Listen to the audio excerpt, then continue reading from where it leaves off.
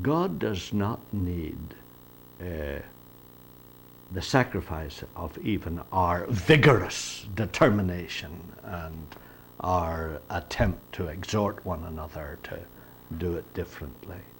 And he doesn't need our annoyance or our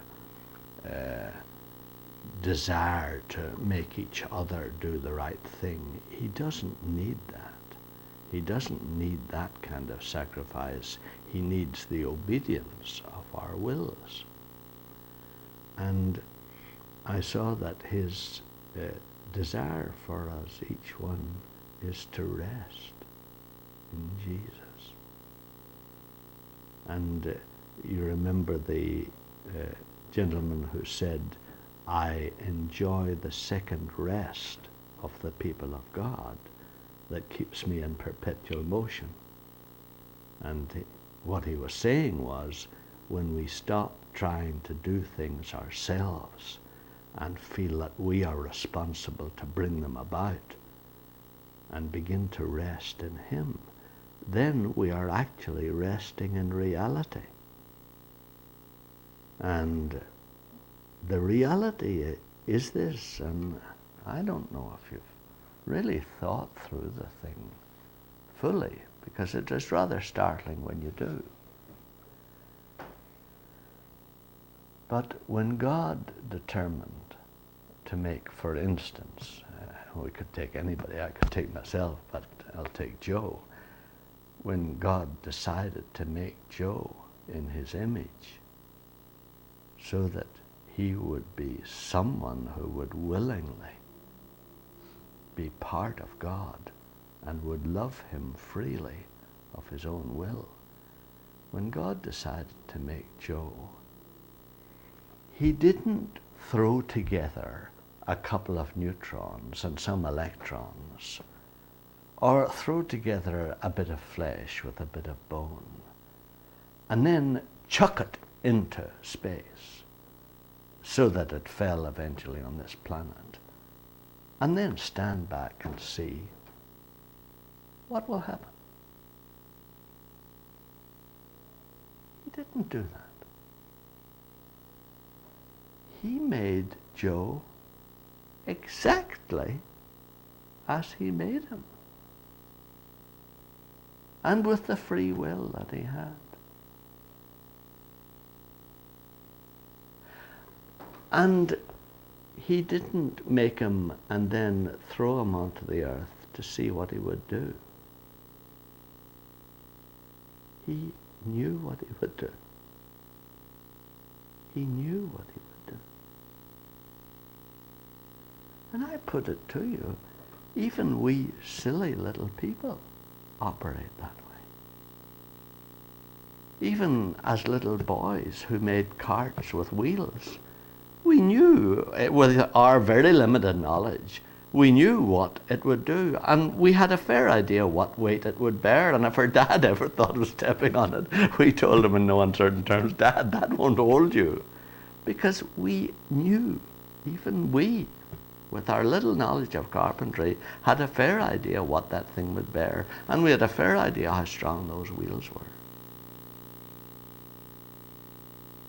But often we have the idea, but do you not think God, there were things that God couldn't know? But he made everything that is. He made our brains.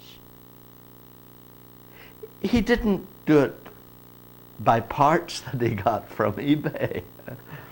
He didn't somewhere else contact some other god and get a few arms and a few brains and a few legs. God, he's the only one.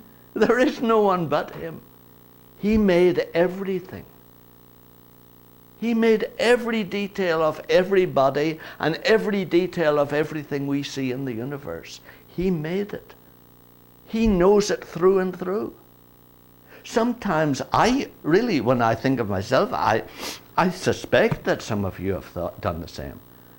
I thought, well, Yes, but some things he can't know now. He can't know, and in the back of my mind was, he can't know because if I knew, I'd make them do it. And so I thought, now, God doesn't make us do it, so he can't have known. And I never thought of the idea that he could know and yet could love us enough to let us do it. But I think often we think, no, I mean, he cannot know contingent events. I mean, he cannot. Can my computer? Yeah, it can, but I mean, it's really clever. I mean, the programmers can work out what is this girl likely to do when she hits this key. And when she attempts to do that, what other things might she do? And the programmer, of course, works out, oh, well, she might do this. In fact, it's all built up on a number of permutations. And the whole plan of algorithms is the same. It's based on the idea of working out what people will think and what they will do in a certain situation. Of course God can do that. Of course he does that. He knows everything. He wrote everything in his book that we were going to do. All the things in our life that we were going to do, he wrote them. He knows exactly what will happen. And if you say, well, if he knows that, then why did he put us here? I mean, did he put us? I thought he put us here to see what we would make of it, and whether we would accept him or wouldn't accept him. But why did he put us here if he knows how it would all happen?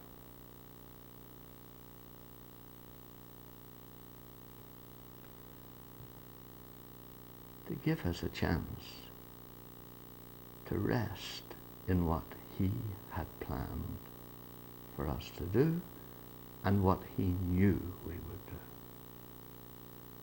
To give us a chance to acquiesce, to agree with our wills in the plan that he had for our lives.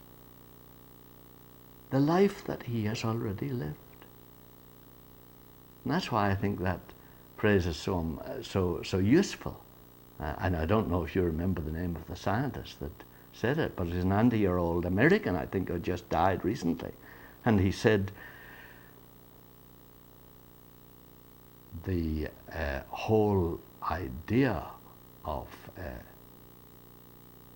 is nature's way of time preventing everything from happening all at once. Is that it prevents, it's nature's way of preventing everything happening in one moment. And it's very hard for us to think of this, and yet in another way it isn't.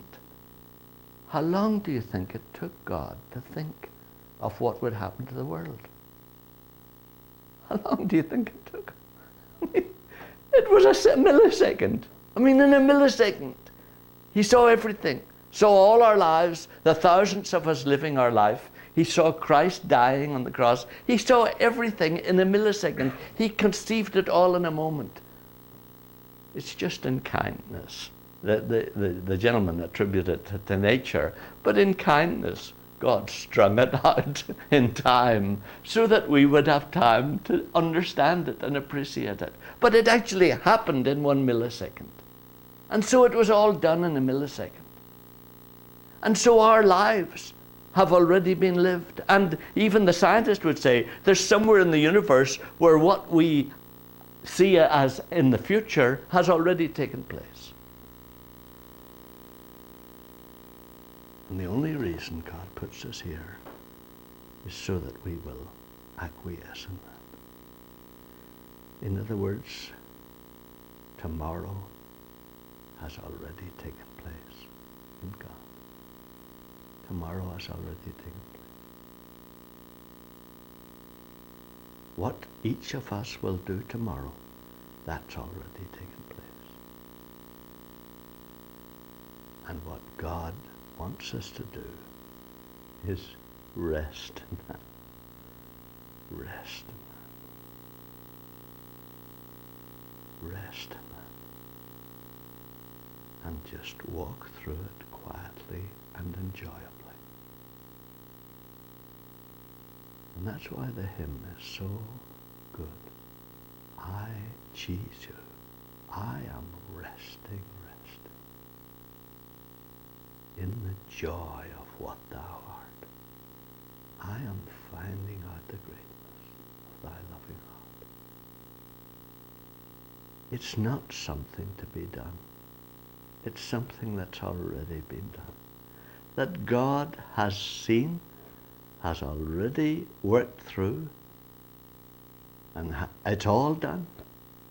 And all we're doing is going through that, learning to acquiesce quietly in his will. That's why it seems to me, and we should pray for each other. You pray for me. My enthusiasm yesterday, yeah, it's good. Sure, it's good, and it's important too to awaken all of us up to the importance of walking in a conscious, joyful cooperation with what God has already done in us and through us. It's important that we're encouraged to do that. But we don't need, in a way, to be pushed to try with our own effort and strain to make the thing happen. So on the one side, we're not to sink into passivity and slothfulness and say, oh, God's done it all, so I can just lie back here and drink Coca-Cola and eat ice cream all day. So that's not right. Nor is the other thing right. I don't know what I'll do tomorrow. I don't know how I'll get through tomorrow. I can't see any answer to this. That's not right, because God has already done it all, and that's stupid. You're not dealing with the reality. You're dealing with fears of the future that you've created yourself. But the middle ground is, Lord, this is the life that you have given me, and it's your life, and you've already lived it, and you and Jesus have already gone through all the days that I'm going to ever go through, and I thank you for that. And Lord, I'm looking forward to what I'm going to be doing tomorrow.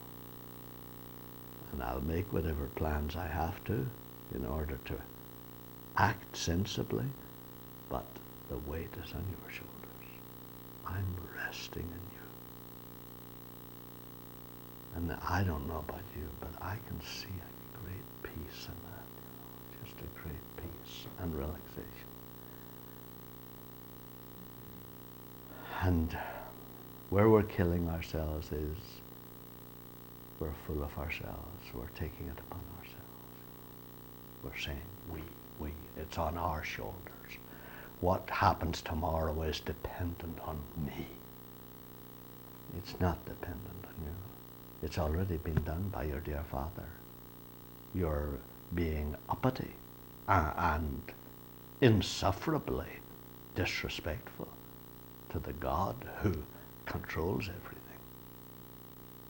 Your task is to walk joyfully into it and do with all your heart what lies before you, knowing that every step you take, your dear Father saw, if you like, 1,000,000 years ago, but really it's just half a millisecond ago. God saw it all and arranged it all. So really, resting is reality. Resting in him is reality.